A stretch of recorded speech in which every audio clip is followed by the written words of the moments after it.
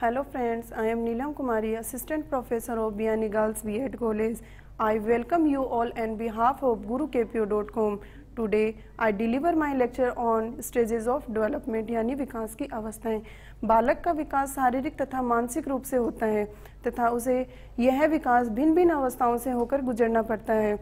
इसमें बालक की विभिन्न वैज्ञानिकों ने बालक के विकास को भिन्न भिन्न अवस्थाओं में बताया है, जिसमें हमारे हरलोक ने विकास की अवस्थाओं को 8 भागों में बांटा है। पहली है जन्म से पूर्व की अवस्था यानी भ्रूण अवस्था।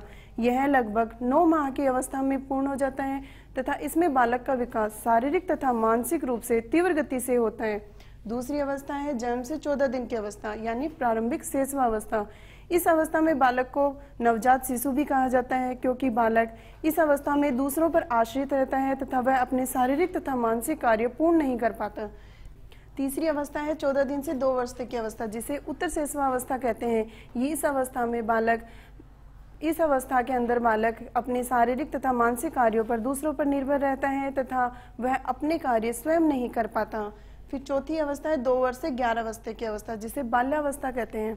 इस अवस्था में बालक में जिज्ञासु प्रवृत्ति पाई जाती है, क्योंकि वह अपने आप को बाहरी वातावरण से एडजस्ट करने के लिए अनेक प्रकार के प्रश्न पूछता है तथा उनके उत्तर वह अपने परिवार के सदस्यों तथा अन्य दोस्तों से चाहता है, इसलिए उसमें जिज्ञासु प्रवृत्ति होती है और वह प्रश्न पूछते हैं।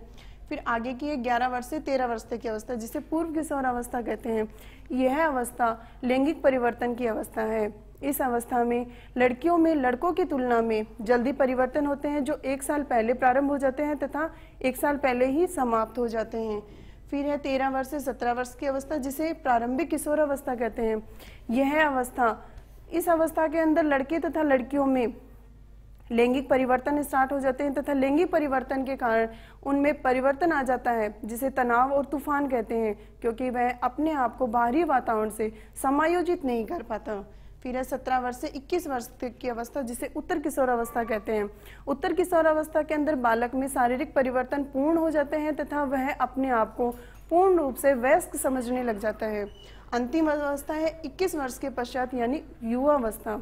इस अवस्था में बालक अपने विचारों का स्वयं निर्णय करने लग जाता है तथा वह अपने आप को पूर्ण रूप से युवा समझने लग जाता है।